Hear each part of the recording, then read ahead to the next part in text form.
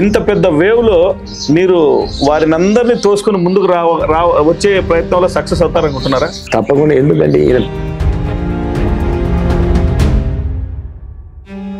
Rajampet brand అయిన అమర్నాథ్ రెడ్డి గారు జిల్లాను కోల్పోవడం మీకు బాధ కలిగిందా లేదా? శత్రువు అనేది ఏమి ఉండదు. ఏది ఎలక్షన్ వరకు రాజకీయం.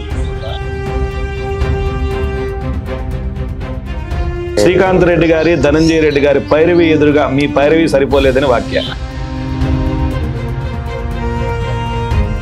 సంవత్సరం అంతా ఏదో ఒక మెడికల్ క్యాంప్ నడపడంలో మీ ఉద్దేశం ఏంటి? మెడికల్ క్యాంప్ కాదు, అది ప్రజలకు.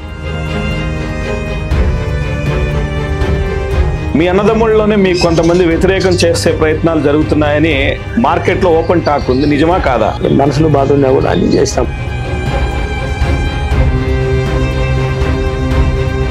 ప్రధాన ప్రతిపక్షాలు మీ పైన చేసే ఆరోపణలో ప్రధానమైనటువంటిది అమరన్న ఎంత మంచోడైనా భూములు ఆక్రమించుకున్నాడు అని.